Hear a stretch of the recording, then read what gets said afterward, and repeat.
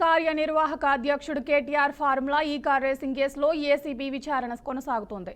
దాదాపు 3 గంటలుగా విచారణ జరుగుతోంది. ఈ కేసులో A1గా ఉన్న కేటీఆర్ పై ప్రభుత్వ సంస్థల అనుమతి లేకుండానే విదేశీ సంస్థకు నగదు చెల్లించినట్లు ఆరోపణలు ఉన్నాయి. కేటీఆర్ వెంట విచారణకు అడ్వకేట్ రామచంద్రరావు హాజరయ్యారు.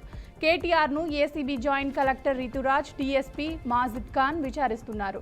Formula E car racing case దర్యాప్తు అధికారిగా మాజిద్ ఖాన్ ఉన్నారు. ఇక విచారణకు ముందు కేటీఆర్ సంచలన వ్యాఖ్యలు చేశారు.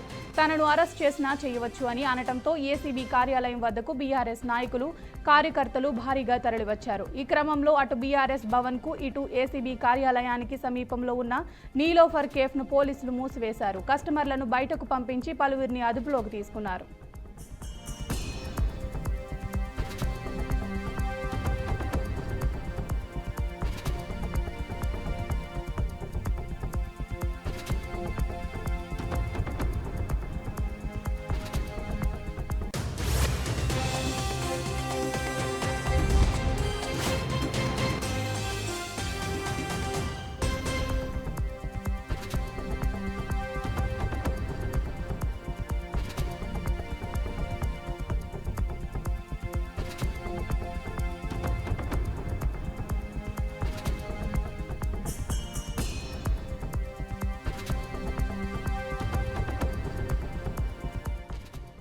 మరోవైపు తెలంగాణ భవన్లో న్యాయవాదులతో మాజీ మంత్రి హరీష్ రావు సమావేశమయ్యారు.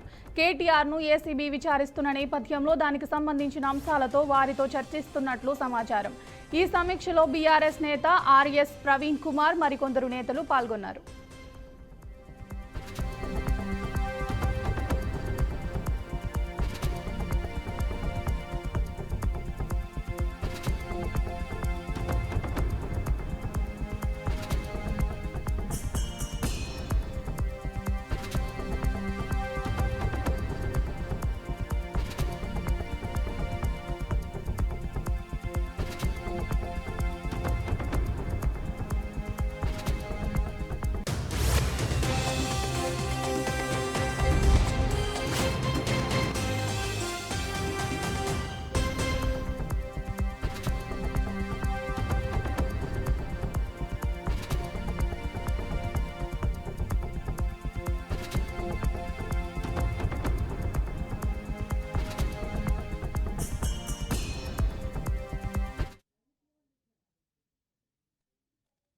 ఫార్ములా ఈ కార్ రేసింగ్ లో ఏసీబీ విచారణ కొనసాగుతోంది.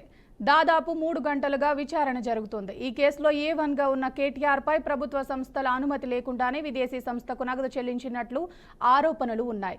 దీని మీద మరింత సమాచారం మా ప్రతినిధి అవుట్పుట్ ఎడిటర్ వెంకట్ అందిస్తారు. Venkat, formula E car racing సంబంధించి మాజీ మంత్రి బీఆర్ఎస్ వర్కింగ్ ప్రెసిడెంట్ కేటీఆర్ని దాదాపు బంజారాహిల్స్లోని ఏసీబీ ప్రధాన కార్యాలయంలో 3 గంటలకు విచారిస్తున్నారు. ఆయన ఈ కేసులో A1గా ఉన్నారు. A2గా సీనియర్ ఐఏఎస్ అధికారి అరవింద్ కుమార్, అదేవిధంగా A3గా సీనియర్ ఇంజనీర్ బిఎల్ఎన్ రెడ్డి ఉన్నారు. సో గతంలోనే వారిని విచారించడం జరిగింది. వారికి అక్కడ తీసుకున్నటువంటి డేటాతో సరిపోల్చుతూ ఇప్పుడు కేటీఆర్ ఇప్పుడు 3వ టైం విచారిస్తున్న పరిస్థితి. ఇంకా ఎన్నిసార్లు నోటీసులు ఇచ్చినా సరే వచ్చి అటెండ్ అవుతాను, పూర్తి ఇన్ఫర్మేషన్ ఇస్తాను, చెప్తాను, తానేం తప్పు చేయలేదని చాలా బలంగా చెప్తున్నారు. బట్ ముఖ్యంగా నిధుల దుర్వినియోగం at the same time formula E car racing నిర్వహణకు సంబంధించి ప్రభుత్వ సంస్థల అనుమతి లేకుండా, అప్పుడు ఉన్నటువంటి ప్రభుత్వ సంస్థల అనుమతి లేకుండా ఎట్లా నిధులు చెల్లించారు, ఏదైతే ఈవెంట్ నిర్వహించిందో ఆ సంస్థకి ఏ విధంగా నిధులు చెల్లించారనే దానిపైన ప్రధానంగా ప్రశ్నించినట్టుగా అర్థమవుతుంది. గతంలో కూడా ఇదే ప్రాస్పెక్ట్లో పిలవడం జరిగింది. ఆయన అటెండ్ అవ్వారు. ఆల్మోస్ట్ ఇదే అంశాలను చెప్పినట్టు కూడా మనకు తెలుస్తుంది. సో ఈసారి వెళ్ళబోయే ముందు కొన్ని కీలకమైన కామెంట్ చేయడానికి కూడా ప్రాధాన్యత సంతరించుకుంది. తాను ఎటువంటి తప్పు చేయలేదని, కానీ కేవలం ప్రభుత్వం కక్షపూర్తంగా ఇలా వ్యవహరిస్తుంది తప్పించి అందులో ఎటువంటి ప్రభుత్వంగా లేదంటే అధికారులు క్లెయిమ్ చేస్తున్నటువంటి వాదనలో ఎలాంటి నిజం లేదని, అవసరమైతే జైలు కూడా వెళ్ళేందుకు సిద్ధమని, జైల్లో పెట్టేందుకు మాత్రమే వీళ్ళు ఈ విధంగా యాక్ట్ చేస్తున్నారు, ఈ విధంగా నోటీసులు ఇచ్చి పిలిపిస్తున్నారు తప్పించి అందులో వాస్తవం లేదని ఆయన బలంగా పదే చెప్తున్న పరిస్థితి. గతంలో తెలంగాణ ఉద్యమంలో భాగంగా జైలుకి వెళ్ళానని, ఇప్పుడు అవసరమైతే మళ్ళీ కూడా వెళ్తానని, దానివల్ల తనకి పెద్దగా నష్టపోయేది ఏమీ లేదని చాలా బలంగా చెప్తున్న పరిస్థితి. బట్ ఓవరాల్గా ఎసెన్స్గా చెప్పాలంటే ప్రభుత్వం అంటే బీఆర్ఎస్ వైపు నుంచి బీఆర్ఎస్ శ్రేణులు కేటీఆర్ కావచ్చు, హరీష్ రావు కావచ్చు, లేదంటే ఆ పార్టీకి సంబంధించిన శ్రేణులు మొత్తం కూడా కేవలం కక్షపూర్తిగానే ఈ కేసుని బలంగా రుద్దారు, దాన్ని నోటీసుల పేరుతో పిలిపిస్తున్నారు, చేస్తున్నారు తప్పించి ఇందులో ఎటువంటి అది ముఖ్యంగా కేసు సంబంధించి 55 కోట్ల రూపాయల నిధులు దుర్వినియోగం జరిగిందనేది ప్రధాన అభియోగం, కేటీఆర్ పైన ప్రధాన అభియోగం. బట్ అటువంటిది ఏమీ జరగలేదు. దీనివల్ల ఈ ఫార్ములా ఈ కార్ రేసింగ్ అనేది ఇంటర్నేషనల్ స్టాండర్డ్స్ ఉన్నటువంటి ఒక ఈవెంట్.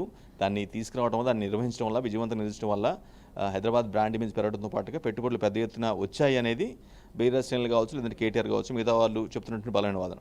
లేదు, ఖచ్చితంగా ఇక్కడ నిధుల దుర్వినియోగం జరిగింది, కొంత ముడుపులు ముట్టాయి ఈ ఈవెంట్కి సంబంధించి, ఈవెంట్ నిర్వహణకు సంబంధించి దానికి రిలేటెడ్గా ఉన్నటువంటి అంశాల్లో ఖచ్చితంగా కేటీఆర్తో పాటు కొంతమందికి ముడుపులు ముట్టాయని ప్రభుత్వం చాలా బలంగా చెప్తున్న పరిస్థితి. సో ఈ అంశంపైనే గత కొన్నాళ్ళుగా వివాదం కొనసాగటం, లేదంటే కొంతమంది అధికారులని అప్పుడు ఆ సమయంలో ఆ ఈవెంట్కి సంబంధించి కీలకంగా భరించిన అధికారులను విచారించడం కానీ, అప్పుడు ఈయన మంత్రిగా, మున్సిపల్ శాఖ మంత్రిగా ఉన్నారు కాబట్టి ఆబ్వియస్గా ఈయన అండర్లోనే కొంత ఈవెంట్ జరిగే అవకాశం ఉంటుంది కాబట్టి, సో ఈయన కేటీఆర్ పేరు కూడా ప్రధానంగా రావటం, ఆ తర్వాత కేసు అంటే వన్స్ కాంగ్రెస్ ప్రభుత్వం అధికారంలో వచ్చిన తర్వాత కేసు సంబంధించి ఈ నిధుల దుర్వినియోగం సంబంధించి కేసు నమోదు చేయడం, ఏసీబీకి విచారణకు ఆదేశించడం, A1గా కేటీఆర్ని పెట్టడం, A2గా అరవింద్ కుమార్ సీనియర్ ఐఏఎస్ అధికారి, A3గా బిఎల్ఎన్ రెడ్డిని ఈ విధంగా పెట్టడం జరిగింది.